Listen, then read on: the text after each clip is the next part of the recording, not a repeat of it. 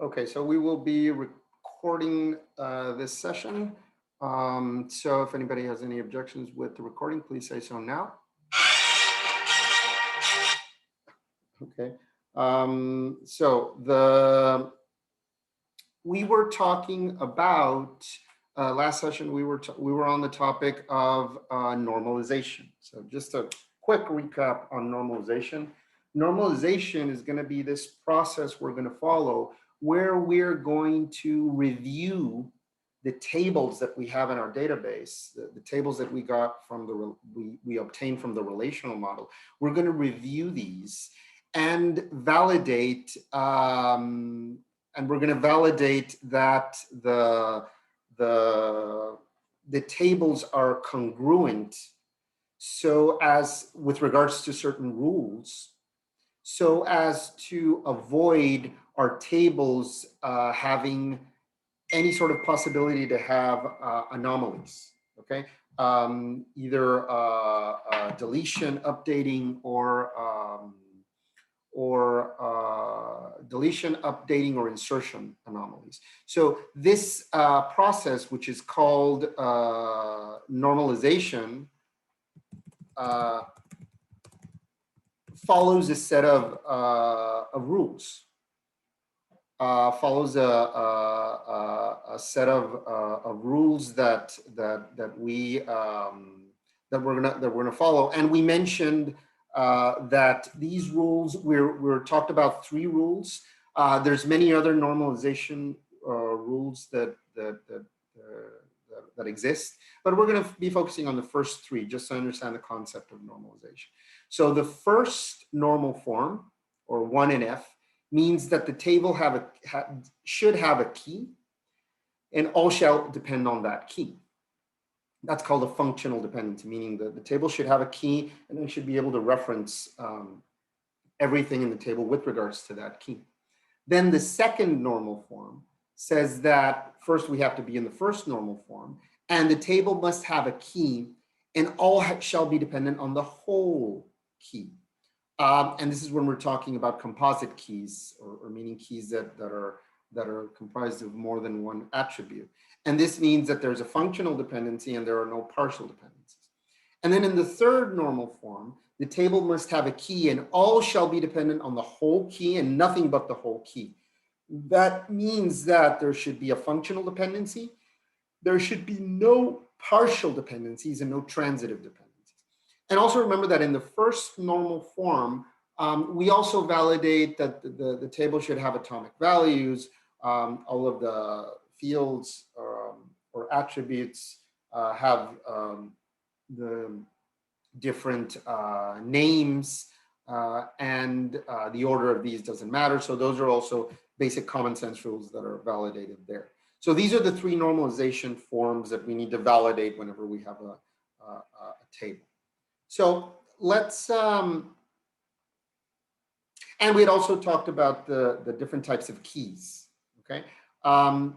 Now let's look at some examples. We're gonna look at 3 examples where basically we have certain information. Remember that in these cases, in some cases we're working the other way around, meaning in the other examples we've seen, we have a problem definition, kind of like the one you're going to be doing for your project. And then from that problem definition, we set up a series of, we set up the entities, relationships, cardinality, ER model, and then we get the relational model with the tables. And in most cases, when we go through that process, our tables are going to be normalized.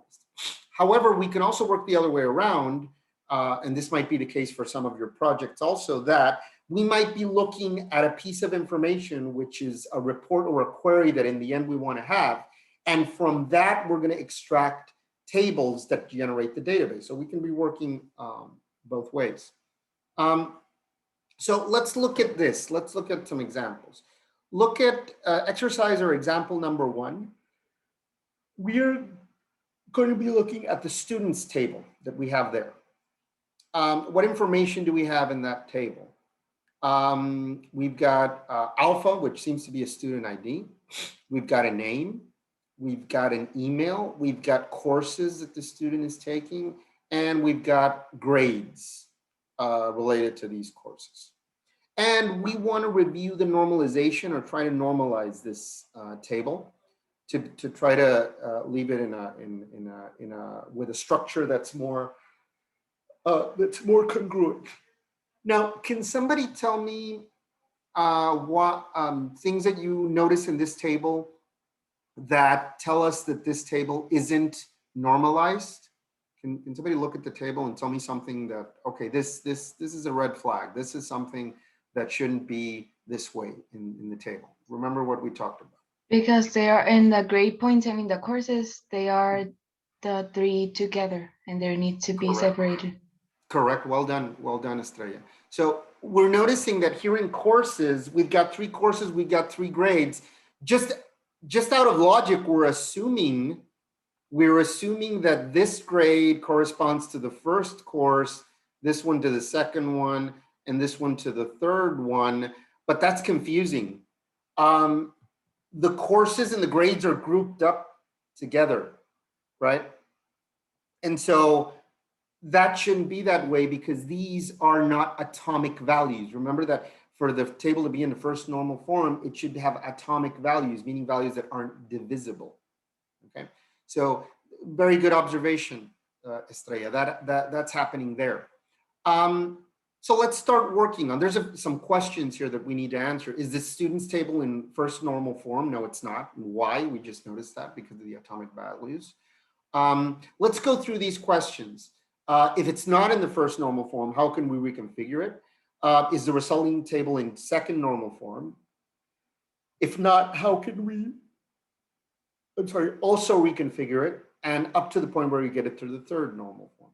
So let's go through this until we leave this table in the normalization forms that are correct.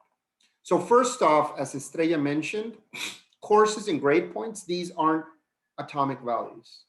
They are not atomic values. So this doesn't help. We need to separate this. And we also need to identify some sort of key. Okay, so no, it is not in first normal form.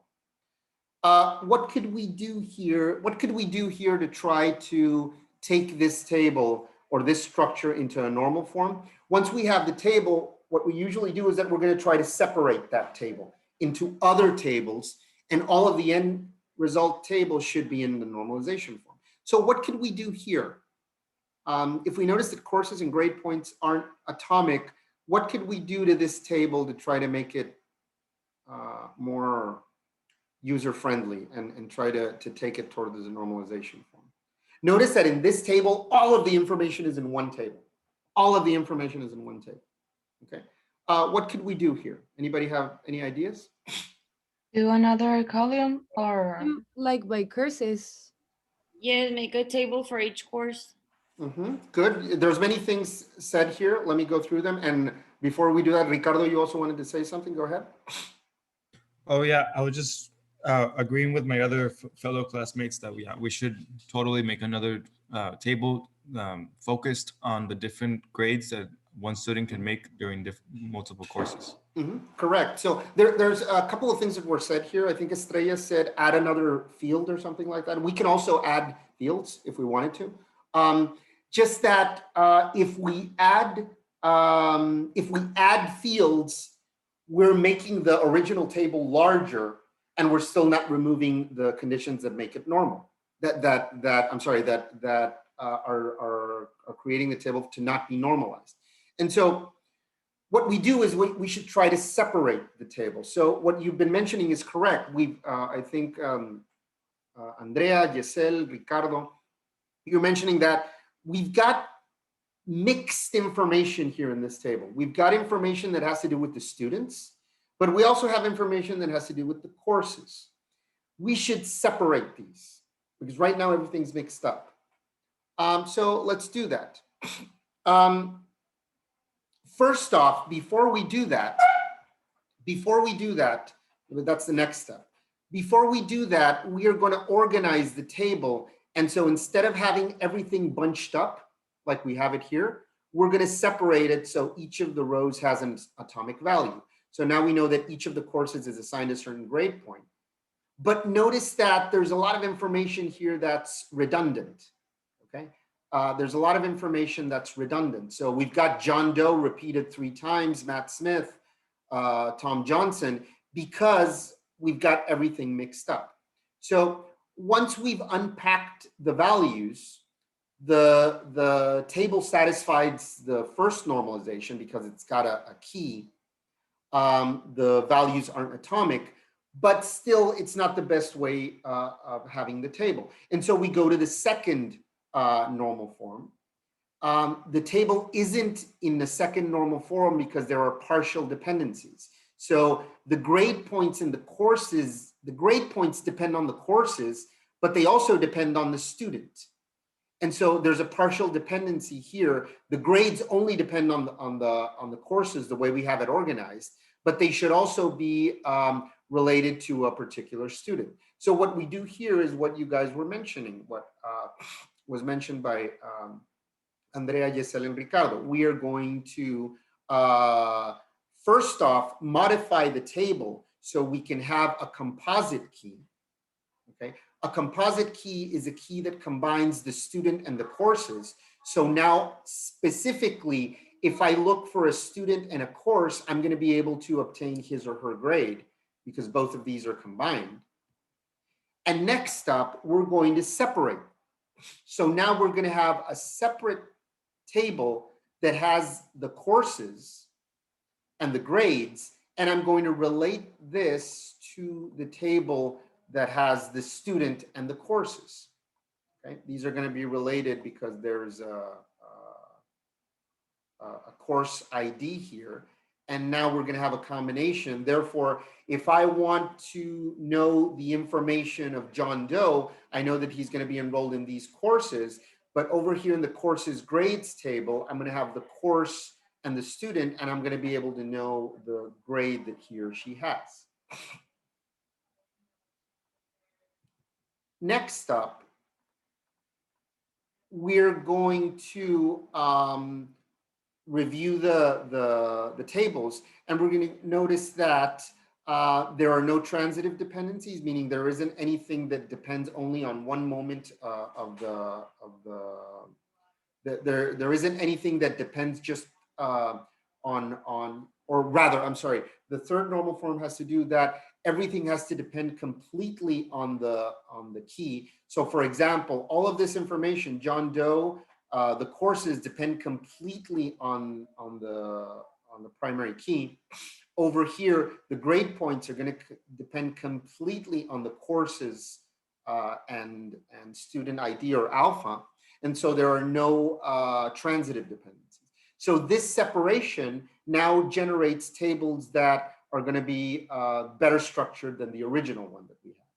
Now, for example, if we wanted, we could also create another table if we wanted with more information if we needed it. For example, we could create a courses table that would have the course ID, for example, and could also have the course name and maybe professors and other things like that. Right now, we're only giving this information, which is just the students and their grades. Okay, and so this generates 2 tables that comply with the normalization. Okay.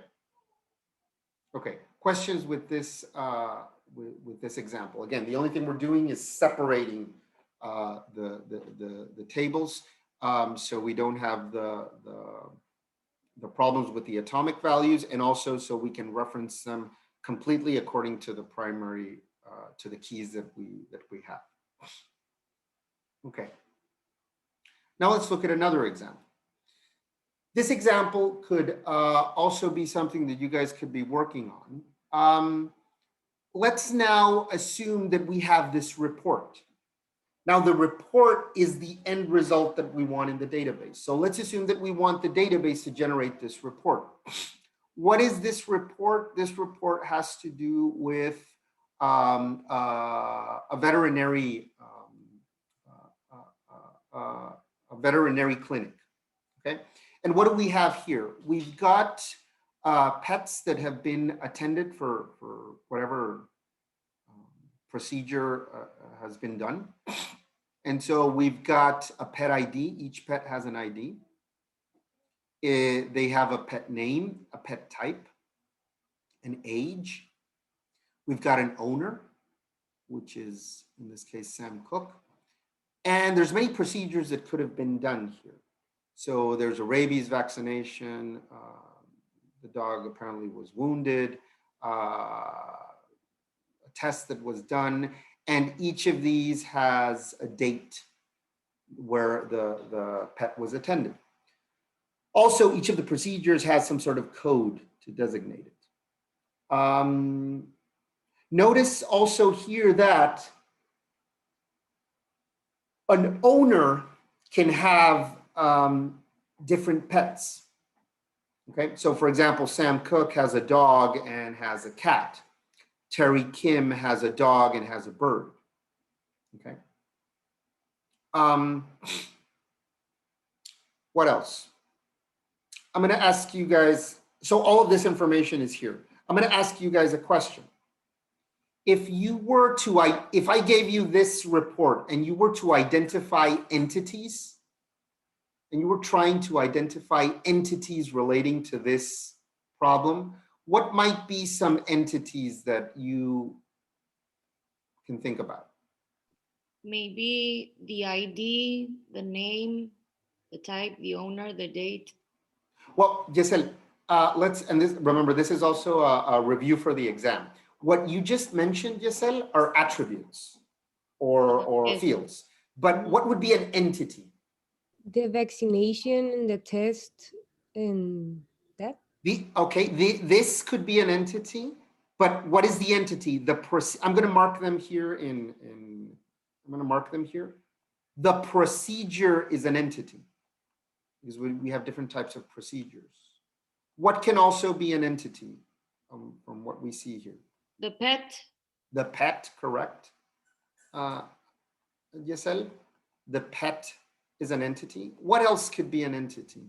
The date? That's an attribute from the procedure, no? The date is more related to the procedure that was done. However,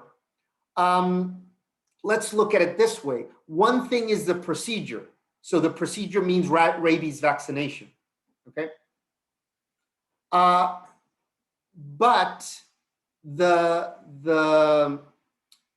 consultation itself, meaning when you go to the doctor, what is being done and the date, that could also be an entity. So the visit, not necessarily the date, but the visit is going to be related to a procedure and a date.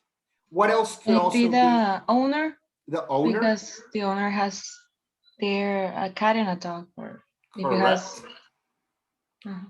The owner is important as an entity. So these are some entities that have been defined. Now, why is it important? Now, notice that again, all of the information is bunched up into just one report. We need to be able to separate these things. Now, I'm going to ask you a question. I ask you guys a question. If you go to the veterinary clinic, I mean, some of you have pets. You go to the veterinary clinic and you do a procedure, they're going to charge you for the procedure, right? You're going to have to pay. Who's going to make the payment? The pet or the owner? The owner. The owner, unless your pet has an account, the owner. So that's why it's important for the owner to have its own entity somehow, maybe, because the client or the who's going to the procedure is the pet, but actually the owner is the one that has that's going to be making the payment. So again, this is the final report. This is what the database should give me when I ask for integrated information. However, we need to structure this somehow. And so let's see what we can do from this report that we're given to try to create the tables that would be in the database to be able to generate this information. Professor, Yes, go ahead, Carmina. I have a please. question. I don't know how they call in English and neither in Spanish, but sometimes when you have a pet, they have like como una carta de registro de las vacunas, como nosotros. It has yes, that actually. Could that be an entity would be, or Yes. would be, yeah, Yes, we could have the vaccination card for the pet could be an entity. And actually, if you so we could have an entity if we wanted it, we could have an entity that could be the pet, and the pet is going to have maybe it's going to have its ID, it's going to have its name, it's going to have its type. And then we can have another entity, which would be, Carmina, the vaccination card, okay? And the vaccination card could also have an ID. And the vaccination card is going to have other information or other attributes there, like the vaccines, the different things that vaccination cards have. I've got a pet, we've got 2 pets, and we've got these vaccination cards. And the pet, I'm going to differentiate this. I'm going to call this PID, the pet vaccination, and this is going to be the vaccination ID. The pet is going to have its vaccination ID card reference that is going to reference this over here. Remember that when we talked about keys, pet ID is going to be a key for pet. And then vaccination ID is what we call a foreign key, because it's going to be an attribute that's a key in another table. Okay, so yeah, correct. We could have that. We could have that also as an entity if we wanted to. Okay. So let's see what we can do with this information. So the first thing we're going to do is that we're going to grab all of this and put it into one huge table. And that's what we're going to do. We just created a huge table here with the things that we see here: pet ID, pet name, pet dog, pet type, pet age, owner, visit date, and procedure. Okay, all of the information is there. Okay, now let's try to, again, all of the information is there, and we don't want all of the information in just one table, because we're not going to be able to clearly identify the entities, the relationships, the cardinalities, and everything we need to be able to have a structured database with a relational model. So this isn't very practical. And we've already kind of thought about some entities that we could separate this table into. So we've got the pet table with the pet ID. Pet ID by logic is going to be the primary key here. But the thing is that we're going to have a pet ID, but we've got information here that's going to be related to the pet ID, but is also going to be related to other things. So for example, we've got the procedure is related to the visit date, okay? But we could have, for example, we could have 2 pets that went for rabies vaccination on the same date, okay? So you have to be very careful with that, because that could be information that could be confusing, okay? We could have a pet name that could be the same name for different owners with the same procedures. And again, having all that in one table is going to be confusing and impractical. So what we're going to do is we're going to start separating the tables. So what we're going to do is that we're going to take pet table as as the original one we had, and we're going to create a composite key that is going to include pet ID, visit date, and procedure. Why? Because if I have these 3, I can specifically identify with the pet ID, the visit date, and the procedure. I can specifically identify an instance that occurred that I can register, for example, in a vaccination card, or that I can generate an invoice with. I can identify a specific instance, and all of the rest of the things are going to be directly related to these and are going to be unique.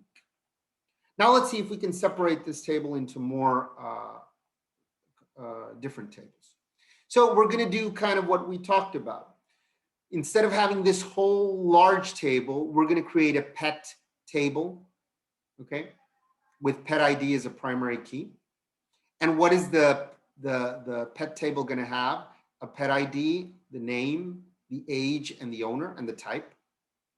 We're going to create another table that's going to be called the procedure table. And here we're going to separate, because technically we could say that this is not an atomic value because we've got the number and the name. So we're going to separate these. So we've got a code and a name. Remember that when we're talking about fields, and even more when we're identifying IDs or primary keys, we want things that ideally don't generate confusion. So if we've got somebody that isn't writing down things correctly, we could have the same 0-1 rabies vaccination with a different writing, and we could be confused. This happens a lot in Spanish, by the way, because of the way we write in Spanish.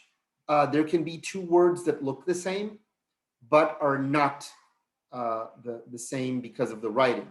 So let me think of a word. Let me think of a word that has an accent in it. For example, a word relating to pets that has an accent on it. Help me out here. Something that could have an accent with it. So vacuna doesn't have an accent.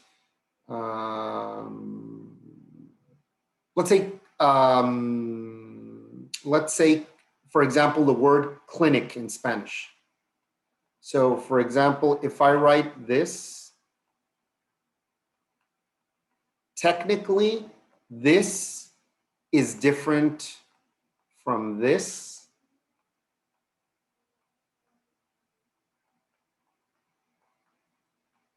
Is different from this.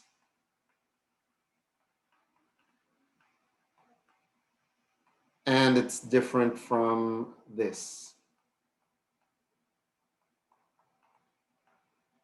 So this is why when we've got attributes that are that have to do with text, we have to be very careful if we're going to be using them as keys, because there can be many combinations where we can have an error, and even more in Spanish when we've got accents. Okay, so these 4 words for a database are completely different because of the uppercase and because of the accent. Okay, you see that? So what we're going to do here is that we're going to separate the procedure. We're going to have the procedure. We're going to have a table where we've got the procedure ID and the name. And then we're going to have a composite table, or a table that has the visit, the pet ID, the visit date, and the procedure. And this last table is going to help me out to be able to generate invoices, or to be able to identify a specific case in which we in which we have a date where we attended a certain pet and did a certain procedure. And remember something that we talked about when we were working with the ER diagram. Remember that when we have a relationship that's many to many, in the case where we have a relationship where that's many to many, we actually create a new table with the primary keys of the previous table. So a pet can have many procedures. Is that clear? So if I have a dog, I can take the dog to the veterinarian or the veterinary clinic, and I can have that dog have all of the procedures that we have here. And at the same time, a procedure can be done to many pets. So I can have a rabies vaccination for many pets. I can have any of these procedures for many pets. And so this relationship between these two is a many-to-many relationship, the one we've got here. The relationship between these two is many-to-many. And so if the relationship is many-to-many, we automatically generate a new table where we combine the two primary keys, and we can add additional information if we want, which in this case is the visit date. Okay. And so again, what we're going to have is we're going to have this large table, and we're going to separate them into different tables that can help us organize the database in a better manner. If we're doing it the other way around, if we're going from the problem, defining the entities, cardinality, relationships, and get to the tables, in most cases, our tables are already going to comply and are going to be the way we want. Okay, questions with this one before we go to break? No? Okay. No, Professor. Okay, we're going to take a 10-minute break and we'll be back now. Okay, so let's look at another example. Okay. Oh, sorry. Before we do that, this would be the final normalized tables. Okay, the three tables just organized. That's how they would look like. And if we wanted to add more tables, we could add the owner table if we wanted, with more information about the owner. We could add the vaccination card entity or table that Carmina was talking about. We can add more tables to it, and we could also validate those. Okay, now let's look at this. Exercise number 3. Now we're looking at an invoice. So let's assume that this is also part of the pet clinic or the animal hospital or the veterinarian. In the previous one, what we had was a report that gave us information about the procedures that were done and the dates and the who. That's one type of information that the database can give us, that a veterinary clinic database could give us. It could give us this report. But also, on the other hand, we could have the same veterinary clinic that now would need to generate an invoice. Now remember, what is an invoice? An invoice is this document that you're going to give somebody when a product or a service is exchanged or acquired. You're going to give an invoice to the person so they can make, so they can make payment. Okay, so this is an example now of another thing that the database could generate for the same hospital, which would be an invoice. These are called different views of the database. So a database, one view could be the report that we saw. Another view could be this, which would be an invoice. Now, what information does an invoice usually have? An invoice usually has the information of who's emitting the invoice. So in this case, it's going to be Hilltop Animal Hospital. It usually has a date. The invoice is going to be directed to somebody, which in this case is Richard Cook. That is the customer. There's going to be an address associated to it, maybe a phone number. And then in the invoice, there's going to be these line items that are going to be what you're being charged for, which in this case is going to be procedures done to a certain pet. And there's going to be an amount that the associated, to the service or product, how much it costs. And then there are going to be calculations being done. Now it's important because there's going to be certain things here that we see in this invoice. For example, Hilltop Animal Hospital is going to be the business that we're talking about. That isn't necessarily going to be an entity, because we had talked about these sort of like macro entities that encompassed all of the problem. Well, this is going to be the Hilltop Animal Hospital. The invoice is also going to have a unique identifier, which is going to be the invoice ID. And also there are going to be certain elements like this here that are going to be calculated elements, meaning that we don't need to store these in the database. We're going to have to calculate them at the moment that we're generating the invoice. So this is kind of an overview of what we have. Now, from this invoice, we are going to need to generate the tables associated with the database. So what's the first step? We're going to extract all of the everything that we're seeing from this invoice and create this huge table with all of that information. And so what we're going to do here, we're going to bring this over here, and we're going to create this huge table that's going to be the customer invoice table. And so we're going to have an invoice ID, a date, a customer name, the address, the pet name, the procedure that was done, and the amount. Now, ideally, we should be able to separate this into additional tables. How could we separate this? What tables come to mind that we can create from this large table? Ricardo, go ahead. We could separate this table into from the rest of it, we can select the procedure and the amount to create a procedure Correct. table, basically, that Correct. entails all the procedures that could be done Correct. and their respective prices. Correct. And I'll leave the rest so that my other classmates can participate. That's good. Very good, Ricardo. So one would be this procedures table. That kind of makes sense with the cost, because we don't have to have that in the whole table. And we could also borrow the procedure ID as a primary key. Yep, we could have a procedure ID there. Well done. Yes, Estrella, go ahead. We can add another table that has the pet name, the customer address, and the customer name. Yeah, we identify that we have a pet, correct, Estrella? We could have the pet we identify that as an entity. We could have that as a table. We could also include the customer there, or we could also generate a different table for the customer if we wanted it. However, we would want to do that. In some cases, by the way, customers are identified as IDs. So we can have customers or we can have clients, and sometimes we have very specific information about the client. Why is that? Because, for example, here in Mexico, the equivalent of an invoice is a factura. And remember that when I generate a factura, the difference here in Mexico is that that's associated to fiscal information. So usually businesses, when they ask you, do you want a factura? It's because certain elements have to be in that factura. And also because customers or clients are identified specifically with fiscal information.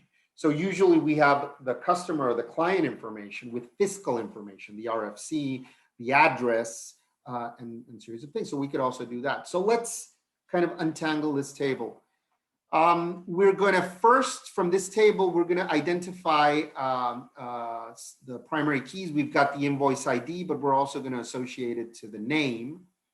And we kind of organize the information there, because the invoice is going to be associated to a procedure that's being done to a pet.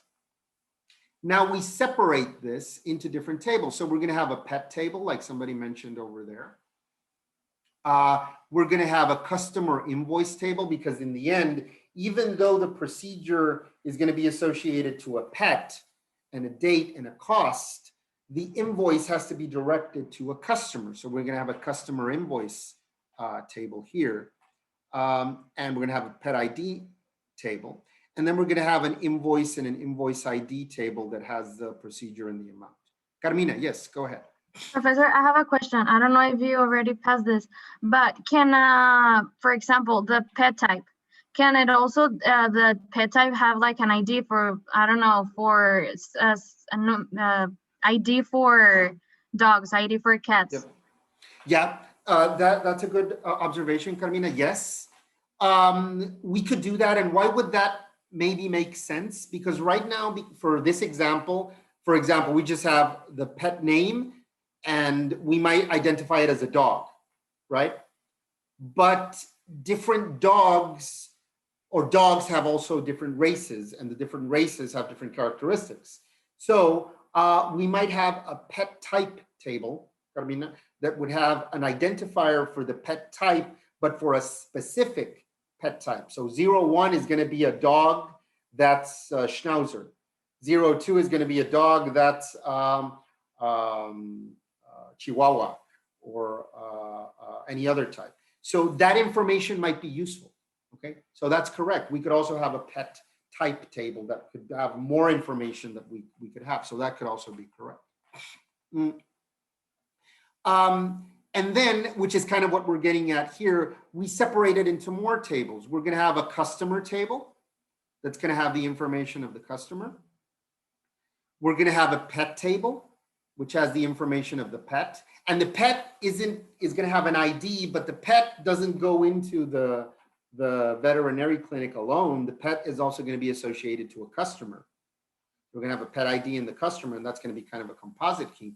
And then we're going to have a procedure table, which is going to have the procedure ID and the cost, and the invoice table, which is going to have the invoice and the pet ID. And we could also add another table here, like Carmina was saying. We could even separate this and instead of having pet type here, have a pet type table with different attributes here that are going to identify a pet type and associate it to this. We could also include that if we wanted to. In the end, we want to have enough tables that can help us describe the problem or describe the information that we want in the database. And so with this tables, we can extract what we want to present in the database.